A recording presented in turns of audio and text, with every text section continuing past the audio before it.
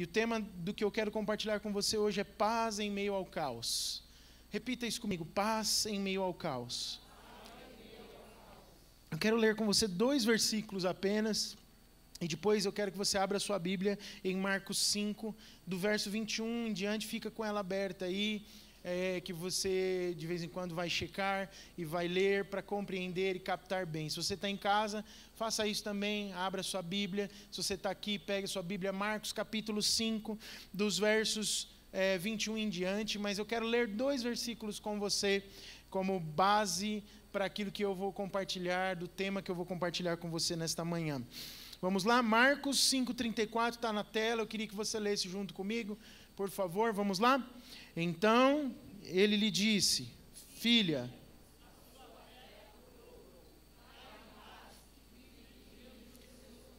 vamos de novo? O que eu pus na tela, a gente lê junto na tela para ser uma versão só, tá bom? E o que eu não pus, você lê na Bíblia, para a gente não ler junto, para não ter desencontro. Vamos lá, juntos na tela agora. Então, ele lhe disse, vá em paz e fique livre do seu sofrimento. Jesus disse o que para ela? Vá em paz. Aleluia.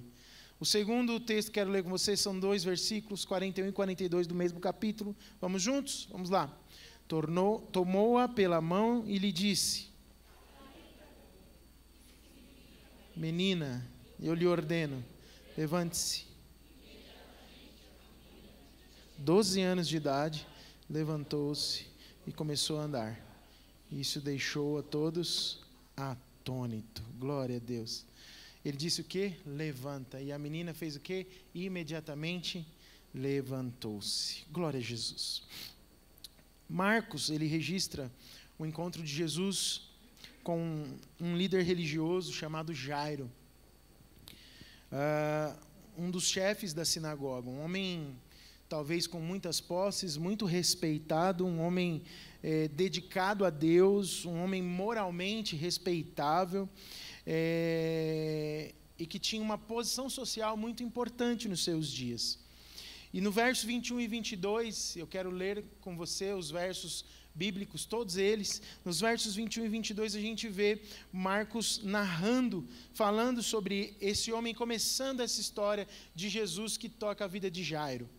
Quando Jesus voltou, verso 21, Jesus voltou de barco para o outro lado, estando à beira-mar, uma grande multidão aglomerou-se perto dele. Então, chegou um dos chefes da sinagoga, chamado Jairo, e logo que viu Jesus, prostrou-se aos seus pés. A gente tem aqui, então, um homem que tem uma autoridade, tem uma boa posição, contudo, ele se prostra aos pés do carpinteiro galileu, que a gente cantou aqui agora. Jesus, irmãos, ainda não era esse Jesus que nós conhecemos hoje. Ele era um Jesus muito questionado ainda. Mas alguns já tinham tido revelação de quem ele era. Mas não a grande maioria. E alguns o seguiam, pequenas multidões acompanhavam Jesus. E Jairo, que era um chefe na sinagoga, alguém respeitado, um líder religioso, alguém com uma certa posição, ele se prostra aos pés deste galileu, deste homem simples que estava de passagem, que havia saído do barco, estava em Cafarnaum e tinha um propósito. É bem fora do comum alguém de tanta posição se prostrar. Imagina, diante da cena, ele chega perto de Jesus, a Bíblia diz que ele se prostra. O homem, então, devia estar muito desesperado para fazer isso. A gente, na nossa ação de desespero, faz qualquer coisa. Por uma cura, para salvar um filho, por causa de um ente querido ou de um parente nosso, a gente se prostra com muita facilidade diante de qualquer situação, se aquilo nós percebemos que aquilo trará cura, salvação e resposta para o nosso problema. Do verso 22 ao 24, o texto bíblico diz o seguinte, logo... Oh Deus. Versos 22 a 24. Logo que viu Jesus, prostrou-se aos seus pés e lhe rogava com insistência, minha filhinha está prestes a morrer, rogo-te que venhas e lhe imponha as mãos para que seja curada e viva. E Jesus faz o quê? Foi com ele. Jesus segue aquele homem. Jesus começa a caminhar com ele para onde ele tinha pedido. Sua filhinha estava pronta para morrer. E a linguagem que ele usa é justamente essa: olha, ela morreria a menos que Jesus o acompanhasse até aquela cena.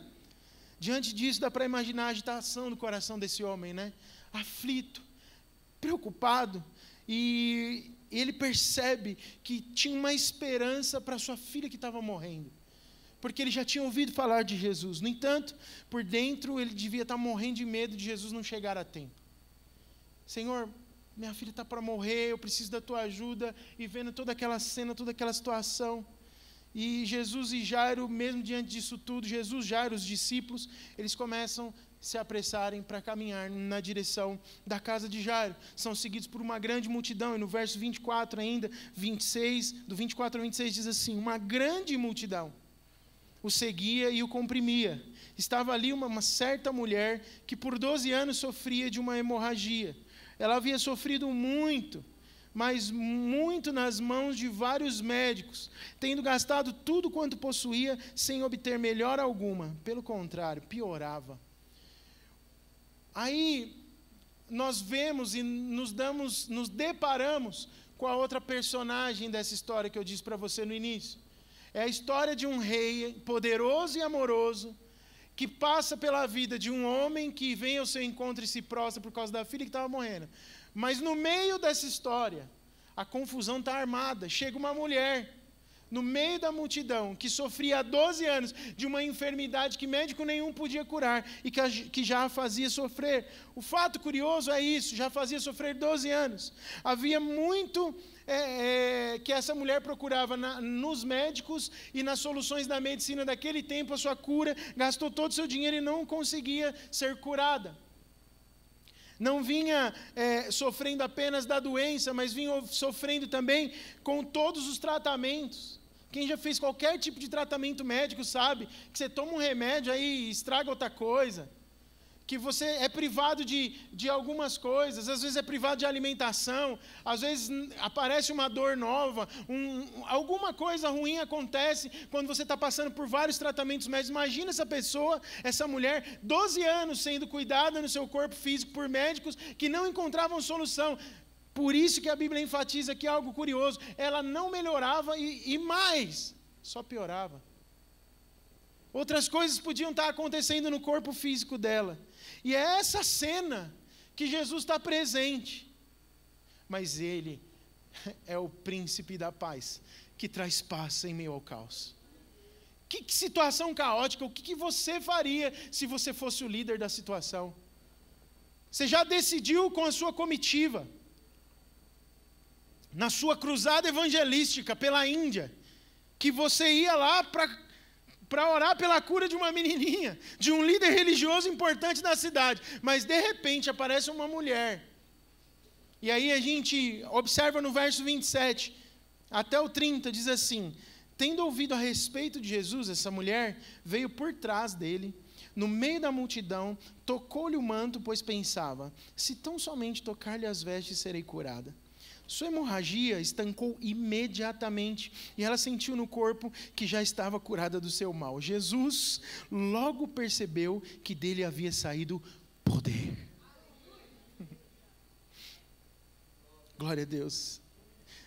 O nosso Deus de paz resolve as situações de maneira perfeita, rápida, eficaz, com precisão.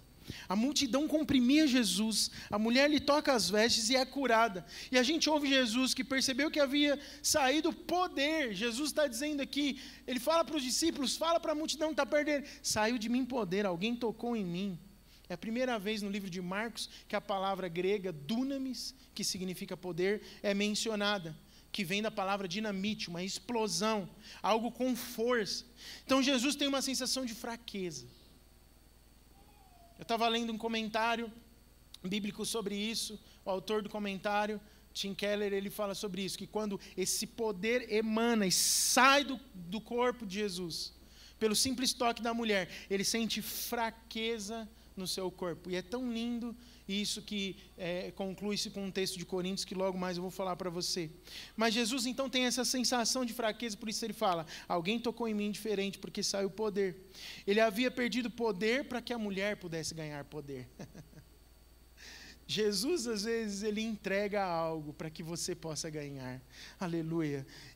Ele para a pequena comitiva, para aquelas pessoas que estavam ao redor dele, a corrida de emergência para salvar a menininha de 12 anos. Curioso, né? Uma menina que nasceu exatamente quando a mulher começou a ter crise de hemorragia. A menina tinha 12 anos e estava para morrer. A mulher tinha 12 anos que sofria de uma crise hemorrágica. Olha que coisa interessante, olha que cenário, olha que cena. E ele para a comitiva, olha em volta e diz, eu quero saber quem me tocou. É aquelas horas que você olha e fala, mas que coisa sem noção, inconsequente, nós temos uma direção clara, precisamos ir porque alguém vai morrer. E o Senhor vem perguntar quem te tocou? Eu fico imaginando Pedro olhando para Jesus e falando, Senhor, tem muita gente aqui, vamos seguir para o propósito.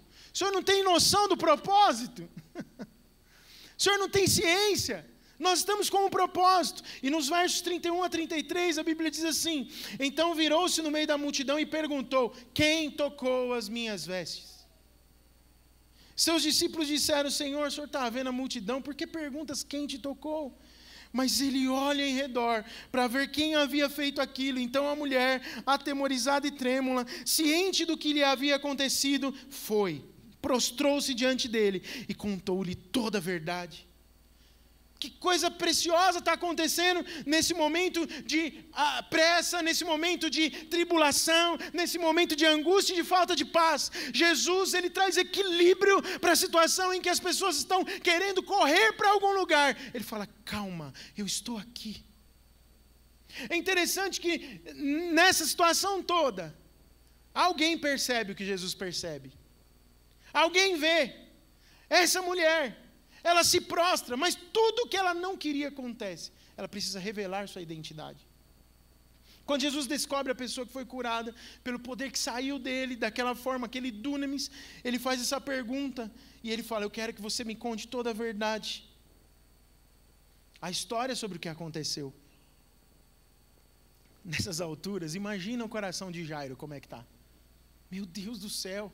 Ele já fez uma pergunta meio inócua aqui. Ah, tudo bem, parece que ele tem algum poder, porque apareceu a pessoa. A mulher se prostra diante de Jesus. Jesus, não satisfeito, olha para ela e fala, conta para mim o que aconteceu. Explica tudo. É aquelas horas que nós olhamos para Jesus e falamos, Senhor, mas já não está bom? Já não curou? Já não fez? Pelo amor de Deus, vamos logo. Como eu me vejo nessa cena. Tem coisa para acontecer. Mas Jesus para e fala tudo. Jairo talvez ansioso, a irritação dos discípulos, mas Jesus é o Deus que traz paz em meio ao caos. Aquela mulher que sofria de uma doença crônica, ela começa a receber a atenção de Jesus. Jesus não se preocupou com o momento que ele estava vivendo, mas ele dispensou alguns minutos de atenção para ouvir a história de alguém que necessitava mais do que uma cura no seu corpo físico. Mas pastor, aquela mulher sofria 12 anos, mas eu ouso dizer para você, por causa das palavras de Jesus, eu tenho convicção no meu coração que o que ela mais precisava não era uma cura física. A cura física foi só o bônus do que Deus fez na vida daquela mulher naquele dia. Em vez de dar atenção para a garotinha que sofria de uma doença fatal que levaria ela à morte, Jesus opta por conversar com a mulher que acabou de ser curada. Já tinha acontecido. Não faz muito sentido. É irracional uma conduta negligente se a gente estivesse numa UBS, onde tivesse os dois casos, e o médico optasse por parar para tratar da mulher primeiro, ele ia ser processado pela família da garotinha por negligência. Negligência médica. O que o senhor está fazendo? A menina está quase morrendo. Essa mulher está aí, faz 12 anos, ela está segurando a onda. Vai cuidar da garotinha primeiro e depois. Mas a mulher já tinha convicção no seu coração de que ela havia sido curada. E Jesus está se comportando nessa cena, à vista humana, como um médico imprudente. Jairo e os discípulos talvez já estão viajando e pensando, o que ele está fazendo? Será que ainda não entendeu a situação? Ele precisa correr, porque senão vai ser tarde. A garotinha precisa de ajuda, corre Jesus, corre Jesus. E eu acho que aí os discípulos já estão ansiosos, pensando, Senhor, vamos logo, as coisas já estão acontecendo, o dia já está produtivo, a gente já tem o que mostrar no fim do dia, mas vamos logo, porque senão essa menininha vai morrer. Enquanto ele permanece lá, conversando com a mulher, acontece exatamente o que todo mundo temia, o que Jairo temia. Chega alguém, Marcos 5,35, e diz assim, enquanto ele ainda falava com a mulher, chegaram pessoas da casa do chefe da sinagoga, gente da casa de Jairo, a quem disseram, a tua filha já morreu, por que ainda incomodas o mestre?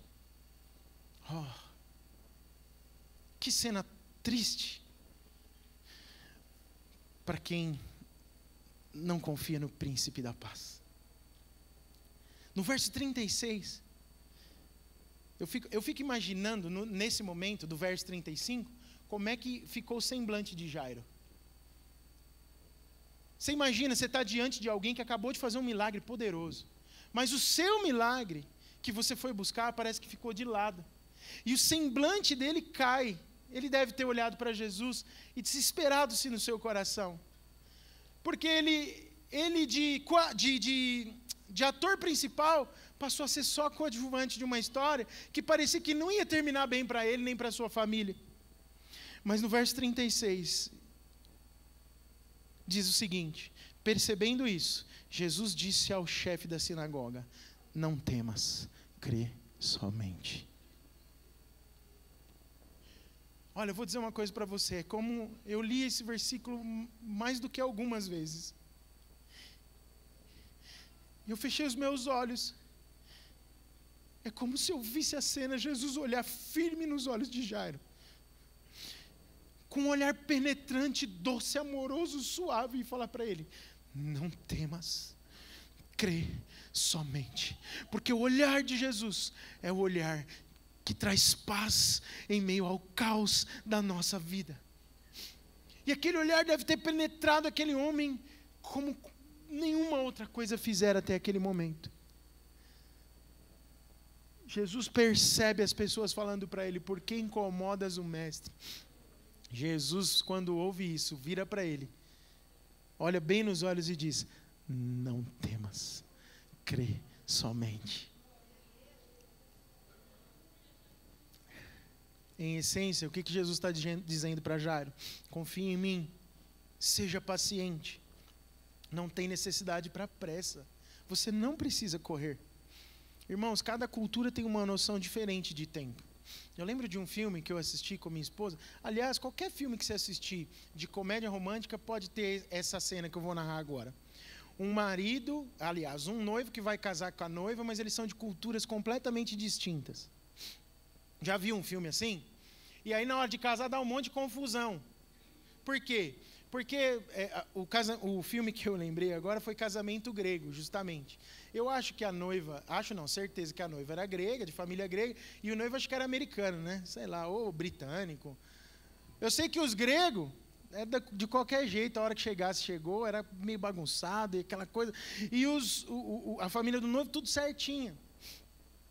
Na verdade, é só uma questão cultural. Não estava errado nem para um grupo, nem para outro grupo. Né? Num casamento assim, um lado da igreja fica assim, batendo o pé. Será que desistiu do casamento? E do outro lado o pessoal está rindo, contando piada, conversando, sabendo que daqui a pouco vai chegar. Por quê? Porque culturalmente a compreensão de tempo ela é diferente para as pessoas. Depende muito do que você já viveu, do ambiente que você vive, de como você foi criado. O tempo certo sobre qualquer coisa, ele é relativo, e relativo sobre essa ótica, sobre a cultura das pessoas. Todos têm uma noção dentro de si, por causa da sua própria cultura, de que esse é o momento certo e não aquele. Olha, esse é o momento certo para mim, não é aquele. E para outras pessoas, pode ser diferente do que para você. Mas tem uma coisa interessante, a noção de Deus sobre o tempo certo nos deixa perplexo. Porque não importa qual cultura que a gente pertence, O tempo de Deus é o tempo de Deus. O Kairos é o Kairos. Quando Deus define, Ele faz. E é muito interessante que quase sempre não tem nada a ver com o nosso tempo, não importa a cultura que a gente tenha, que a gente viva. A sua graça dificilmente acontece de acordo com a nossa agenda, com a agenda que nós determinamos ou estipulamos. Quando Jesus olha para Jairo, ele diz: não temas, crê somente. Na verdade, ele está olhando para todos nós, preste atenção nisso, e dizendo nesse momento: vocês se lembram de como eu acalmei a tempestade? Vocês lembram? Quando o barco ia virar, e eu acalmei a tempestade? De quando eu lhes mostrei que a minha graça, o meu amor, eles são compatíveis com o fato de vocês também passarem por tempestades, embora vocês às vezes acharem que isso não faz muito sentido. A graça e o amor de Deus é compatível com tempestades da vida. Deus está dizendo para nós, irmãos, que a graça e o amor dele também é compatível com os atrasos que lhes parecem injustificáveis. A graça e o amor de Deus é compatível com os atrasos que muitas vezes nós não conseguimos justificar da parte de Deus, porque a agenda dele é a agenda dele e ponto final.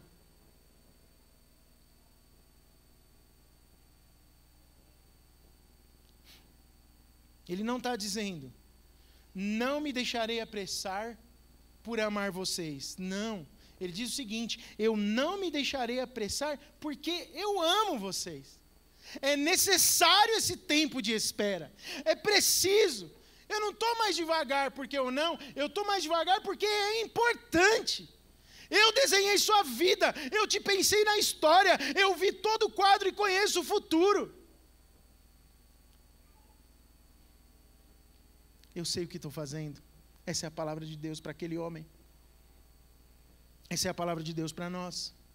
Se tentarem impor a mim, Deus está dizendo isso para nós: se vocês intentam impor a mim a sua noção de tempo, vocês vão ter problemas para perceberem o meu amor e se sentirem amados por mim, como eu realmente vos amo.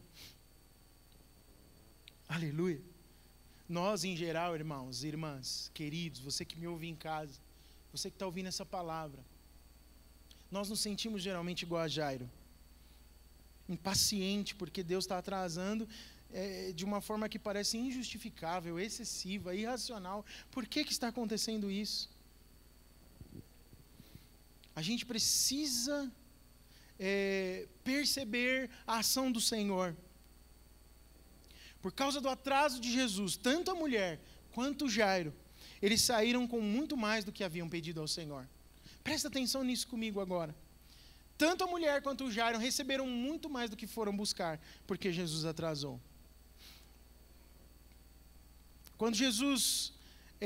Quando ambos procuram a ajuda de Jesus, quando você procura a ajuda de Jesus, quando nós procuramos a ajuda de Jesus, nós nunca sabemos em que momento nós teremos a resposta daquilo pelo qual nós estamos clamando. Mas, invariavelmente, o Senhor nos surpreende dando além daquilo que nós estamos clamando para receber. Perceba isso na história da sua vida. Seja paciente. Aleluia. Porque toda situação em geral não vai sair do jeito que você planejou. Eu lembro que há muito tempo já eu faço isso. Eu fico pensando, estou com um problema e eu fico pensando, não, isso aqui vai se resolver assim. E aí quando eu estou exaurido de pensar em tantas possibilidades para aquele problema, para a solução, eu penso em todas elas e falo: Senhor, agora me fala qual é o seu, porque eu tenho certeza que não vai ser nenhum desses. Já aconteceu isso com alguém aqui? Alguém se identifica comigo? Quase sempre eu vou para o Senhor e falo: Senhor, eu já sei que não é isso, porque é isso que eu pensei. Eu já sei que não vai ser esse o seu caminho. Por favor, esquadrinha os meus, revela para mim os caminhos maus que há dentro de mim e me mostra o teu. Veja a história de Jairo, por exemplo. Ele procurou Jesus para buscar o quê? A cura da sua filha. Mas ele recebe muito mais do que isso. Vamos ao ponto alto da história de Jairo, então. Embora a menina tenha morrido, Jesus olha para o pai e fala: vamos até lá, do mesmo jeito. versos 37 a 40, olha só o que diz a Bíblia. E não permitiu que o acompanhassem, com exceção de Pedro, Tiago e João, o irmão de Tiago. Quando chegaram à casa do chefe da sinagoga, Jesus viu o alvoroço dos que choravam e lamentavam muito. E, entrando, disse-lhes: por que fazeis alvoroço e chorais? A menina não está morta, mas dormindo. E aí começaram a rir dele. É muito interessante a cena, né? Quando ele por fim chega à casa de Jairo, todo mundo chorando, lamentando, mal, por causa da morte da menina. É evidente, né? As pessoas começaram a rir porque as pessoas sabiam identificar uma pessoa morta, uma criança morta. E se você olha as narrativas dos outros evangelhos, você vê que está claro que a menina estava morta. Todos sabiam perceber aquilo, mas a história continua, nos versos 40 a 42, olha só. Ele, porém, fez com que todos saíssem, tomou consigo o pai e a mãe da menina, preste atenção, e os que o haviam acompanhado, e entrou onde a menina estava. Quem estava lá, então, na cena? O pai e a mãe da menina, Jesus, ok? E os 3 discípulos, que ele falou, vem só Pedro, Tiago e João. João é irmão de Tiago. E entrou onde a menina estava. E tomando-a pela mão, disse-lhe, Talita cumi, que quer dizer, menina, eu te ordeno, levanta-te. Então a menina, que tinha 12 anos de idade, levantou-se imediatamente e começou a andar. E todos foram tomados de grande espanto. É óbvio que todo mundo ficou espantado. Jairo havia procurado Jesus por quê, irmãos? Para a cura de uma enfermidade e não para uma ressurreição. Mas lá atrás, Jesus olha para ele e fala, confia em mim. Fica tranquilo. Quando a gente cantava a canção, eu vou construir a minha vida em ti. Eu não vou ser abalado. Eu vou confiar somente em ti. Nada pode chacoalhar a minha fé. Eu lembrava muito de Jairo. Ele olhou para os olhos de Jesus quando Jesus disse para ele, confia em mim. E aquilo que ele foi buscar, que era só a cura da sua filha, transformou-se na ressurreição, que glorificara ali o nome do Pai, por meio da vida do Filho, do nosso Rei, poderoso e amoroso. Uau! Nós recebemos muito mais daquilo que nós esperamos, quando nós procuramos o Senhor. Jairo, então, ele vem até ele com a ideia de que teria que confiar em Jesus o suficiente até chegar em casa. Mas no meio da jornada não era suficiente confiar em Jesus até chegar em casa. Ele precisava confiar em Jesus muito além daquilo. Algo foi exigido mais de Jairo. Isso é muito interessante. Depois que a menina morreu, por causa da aparente negligência de Jesus, Jesus olha para ele e diz, confia em mim. Isso era um teste de fé muito maior do que o que Jairo já tinha antecipado na sua mente. Por isso que eu digo para você, aquilo que você programa não é o que Deus programa. Não importa qual é a sua cultura e a forma de pensar a vida, ou quão rápido você acha que as coisas precisam acontecer. Irmãos, eu estou falando da vida como um todo. Às vezes você está esperando do Senhor algo que já não faz mais sentido para esse tempo, para você. Mas eu queria dizer para você com todo amor, com toda a compaixão, pela sua vida e pela minha também. Nós não temos nada a ver com isso. Se Deus falou alguma coisa, como ele disse para Jairo, confia em mim, porque o que você veio buscar, você terá. Aliás, você terá muito além do que o que você veio buscar. Ele vai fazer na minha e na sua vida. Mas isso exigiu daquele homem um posicionamento de fé diferente do inicial. Ele foi alguém aos pés do Senhor, prostrado diante da multidão, se humilhou para pedir a cura de uma filha que estava prestes a morrer. Mas no final, ele precisou ser louco que nem Jesus para acreditar que algo poderia acontecer diante da cena da morte. Você entende? Quando eu chamo Jesus de louco aqui, é para aquela multidão. É para as pessoas que estavam na casa de Jairo esperando eles chegarem. E quando Jesus chega e fala, ela não está morta, ela está dormindo. Eles começam a rir. Por que riem? Porque falam, Jairo ficou louco mesmo. O cara era respeitado na cidade, tinha uma posição social, religiosa. Mas ele chegou ao fim de si mesmo. Muitas vezes, a nossa história ela é singular, é única, é particular, é de cada um de nós. Mas muitas vezes, eu e você precisamos chegar ao fim de nós mesmos, para esticar e dar um passo maior de fé.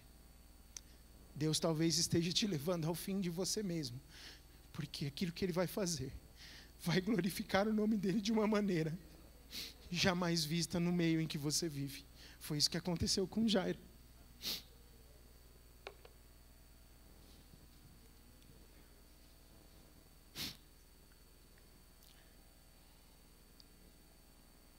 Vamos voltar para o exemplo da mulher. Eu não terminei a história dela, não sei se você...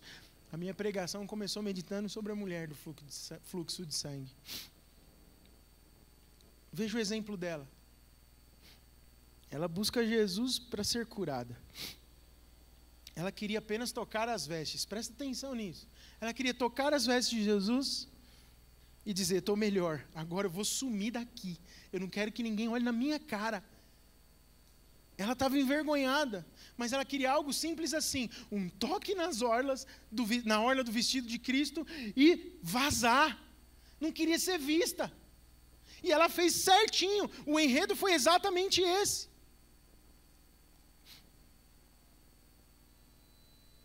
Mas Jesus não ia permitir que aquilo acontecesse. Ele fez ela se revelar em público, aquilo que ela mais temia. Por que ela temia? Porque alguém sofrendo de fluxo hemorrágico como ela, se tornava cerimonialmente impura. Você já deve ter ouvido falar sobre isso. E tocar num rabi, que era um mestre como o Senhor, em público, era quebrar um grande tabu, e era uma vergonha, e aquilo ia ser um grande problema para ela. Mas a exigência do Senhor, no sentido de que ela se identificasse, talvez fosse o maior temor do seu coração. Ela cria, mas ao mesmo tempo ela queria crer e fazer do jeito dela. Precisava ser rápido, forte. Tinha fé movendo naquilo, porque a cura aconteceu antes mesmo dela se revelar. Mas tinha algo mais importante do que aquilo para acontecer. Jesus queria curar a alma dela e dizer, você é livre. Você não precisa mais se esconder nas trincheiras, porque eu torno puro aquilo que os homens chamam impuro, e você pode ser livre e celebrar aquilo que só eu posso fazer na sua vida. Ela só queria algo rápido, uma cura e viver melhor. Mas por que Jesus insistiu tanto para que ela se identificasse? Era preciso, ela precisava disso. Ela tinha uma compreensão tanto quanto supersticiosa sobre o poder do Senhor. Ela pensava que o toque na roupa de Cristo iria curá-la somente. Pensava que o poder de Jesus era algo que poderia ser manipulável, sabe? Como uma coisa que ele talvez não fosse perceber. Irmãos, Jesus não faz nada sem intencionalidade, sem saber para quem está fazendo. Ele não é um templo santo, não é uma estátua que a gente precisa de algo, vai lá, encosta e recebe cura. Jesus é vivo, Jesus é poder, Jesus é a própria graça de Deus. Jesus, mais do que isso, Ele te ama e Ele quer se relacionar com você. Jesus não quer só curar, Jesus quer saber quem você é, tocar a sua alma e mudar a sua história. É mais forte do que uma cura.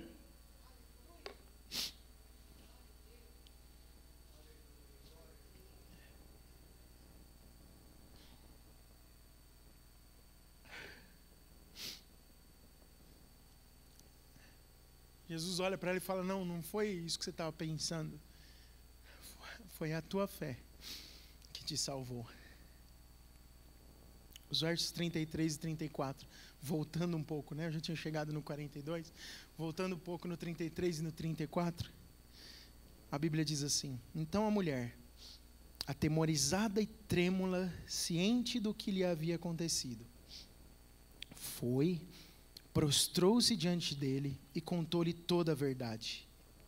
E Jesus lhe disse: filha, a tua fé te salvou. Vai-te em paz e fica livre desse teu mal. A fé fez o que, irmãos? Curou depois que salvou. A fé primeiro salvou a alma dela. A fé mudou dentro dela.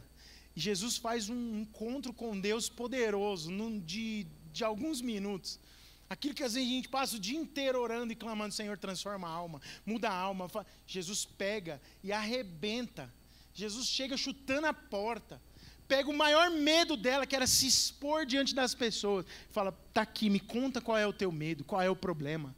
Por que você estava com vergonha de se mostrar? Por que você queria sair correndo daqui? Eu quero dizer uma coisa para você: o que te curou foi a fé. Mas ela primeiro salvou você. Vai embora, porque você é livre do teu mal. O que essa mulher foi procurar? Uma cura instantânea e rápida. Porque já havia 12 anos sofrendo, mas Deus deu a ela muito mais. O Senhor restaura a sua alma e lhe dá salvação. Que coisa preciosa. A tua fé te curou. E agora que você sabe disso, você tem um relacionamento comigo que vai transformar a história da sua vida daqui para frente. Tem toda uma diferença entre a superstição, entre o misticismo que muitas vezes envolve as igrejas nos dias de hoje. Eu, quando estava sentado aqui, adorando o Senhor, o Espírito Santo falou forte ao meu coração e eu quero transmitir isso para você. Tem pão na casa do pão. Existe alimento. Hoje de manhã, antes de vir para cá, eu estava orando ao Senhor, pedindo que Ele falasse comigo e falasse com você. E eu comecei a orar assim: Senhor, dá pão para os filhos, por favor. E o pão só pode vir do Senhor. Enquanto eu adorava aqui, o Senhor falou: tem pão na casa do pão. E eu sei que você está sendo alimentado de uma porção da palavra do Senhor hoje, que é pão para a tua vida, que vai revigorar a tua fé, vai revigorar os teus ânimos. Assim como Jairo e a mulher, que não é citada nem o nome, eles receberam muito mais do que foram buscar. Deus vai te surpreender quando você chegar ao fim de si mesmo e perceber que precisa dele. Quando você perceber que o milagre que você precisa não é uma questão mística, mas é uma questão de intimidade e relacionamento com Deus, porque Ele quer ir além daquilo que você mesmo consegue imaginar com a sua mente. Se você for até Jesus, Ele pode pedir para você algo também bem mais do que a princípio você tinha planejado entregar. Preste atenção nisso. Quando você vai até o Senhor, Ele pode te pedir algo além do que você planejou entregar. Mas Ele também pode te dar infinitamente mais do que você jamais ousaria pedir ou até sonhar.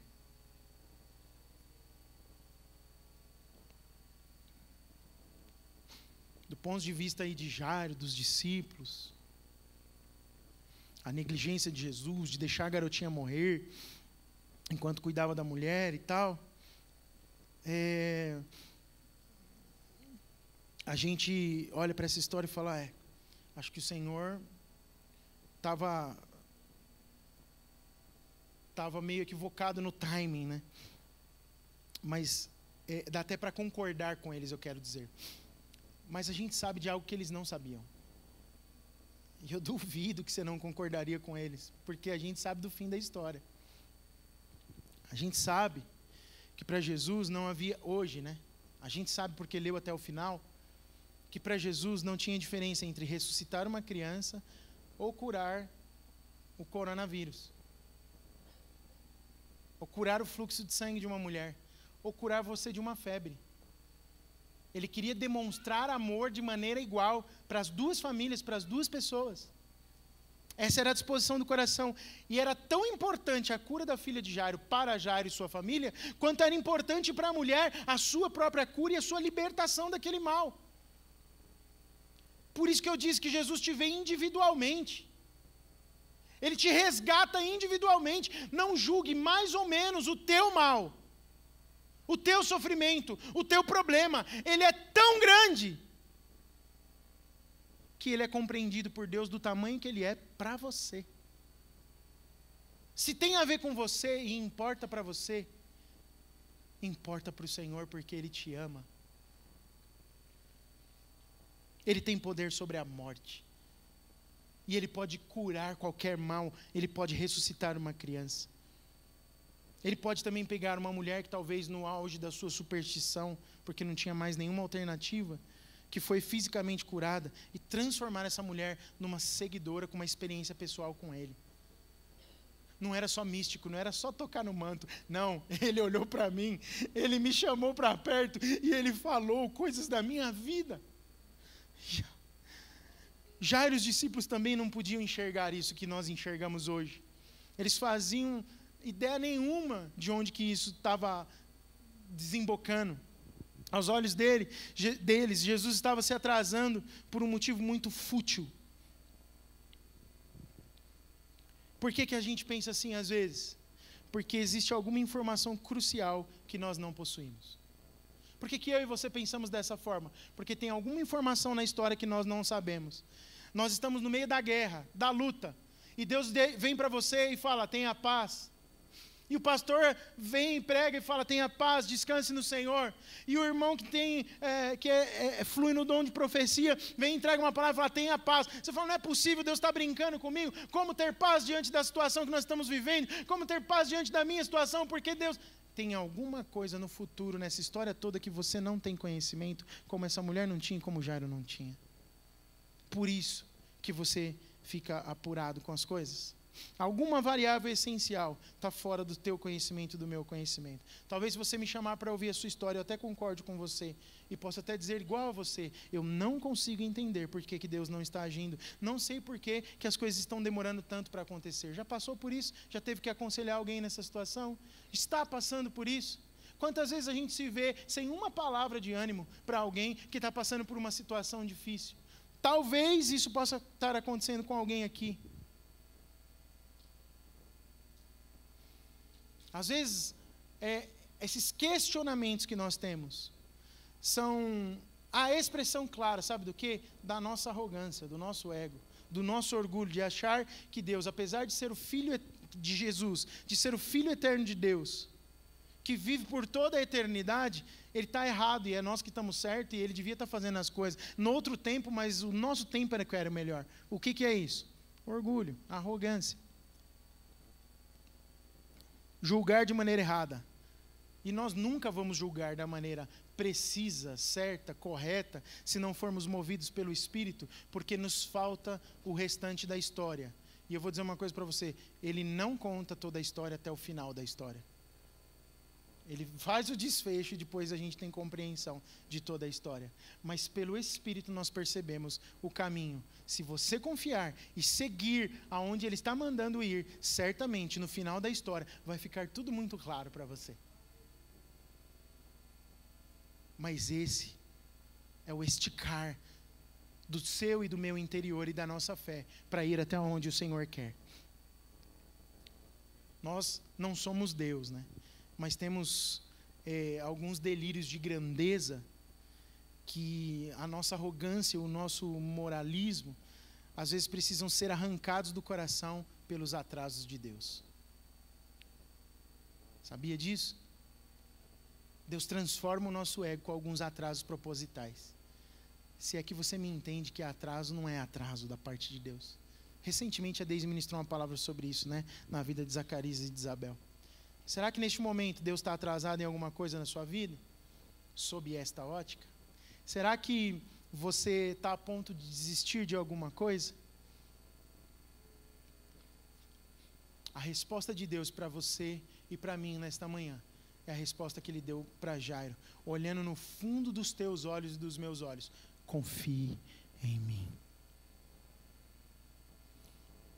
Você acha estranho que ao chegar à casa de Jairo, Jesus tinha dito o quê? Que a menina estava apenas dormindo. E ela estava inteiramente morta. Já falei sobre isso. Nos outros evangelhos você vê com clareza. Então por que Jesus fala que ela estava dormindo? Preste atenção. Estou quase terminando.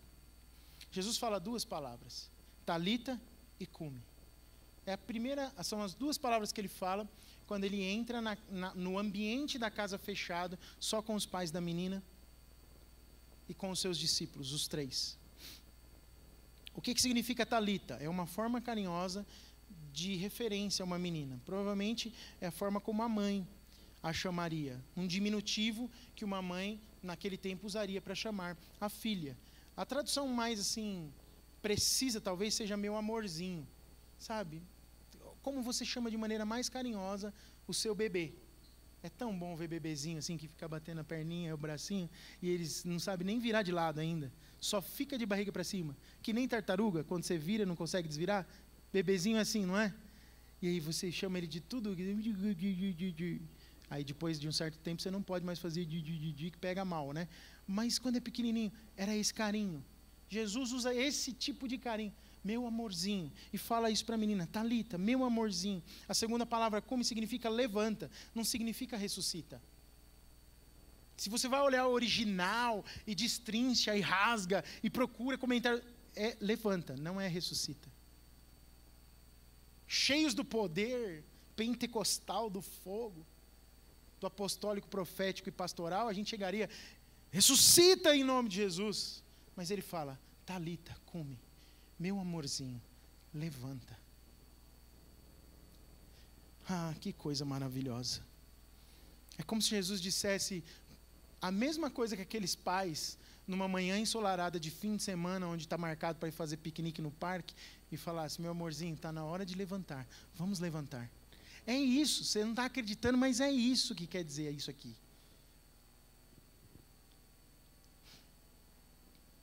O poder de Jesus é tão grande, presta atenção nisso, que ele segura essa menina pela mão e gentilmente traz ela para o mundo dos vivos. Qual que é a maior oposição à raça humana? A morte. Mas Jesus chama essa menina para o mundo dos vivos de novo, de uma maneira tão doce e tão pessoal, como ele faz com aquela mulher. Jesus é de relacionamento, irmãos. Jesus é de intimidade. Jesus é de proximidade. Com os atos de Jesus, ele está transmitindo uma mensagem. Ele está dizendo, se eu estiver segurando a sua mão, a morte nada mais é do que um simples sono para mim.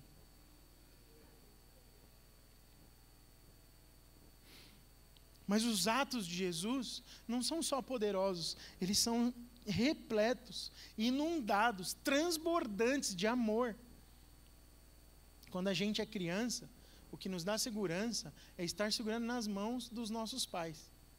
Se nós estamos num ambiente de... Alguém já se perdeu em lugar público do pai ou da mãe quando era criança? Aconteceu já isso comigo. O desespero é horrível.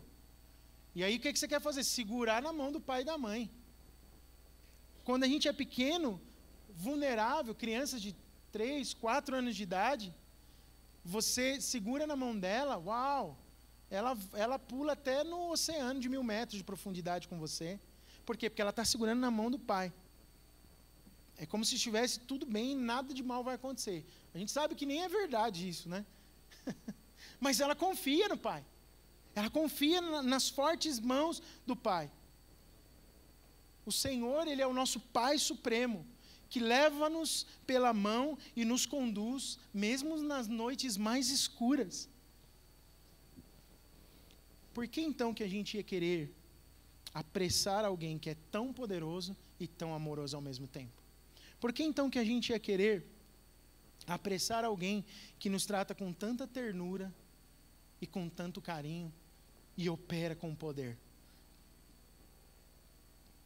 Jesus, ele segura a mim e a sua mão nas noites mais escuras. O que capacita Jesus a fazer isso? Olha só, Paulo fala lá em 2 Coríntios 13, 4. E eu estou concluindo. 2 Coríntios 13, verso 4. Paulo fala que Cristo foi crucificado em fraqueza, para que pudéssemos viver pelo poder de Deus. De novo, Cristo foi crucificado em fraqueza, para que nós pudéssemos viver pelo poder de Deus. Ele se fez fraco, para que nós pudéssemos nos sentir fortes.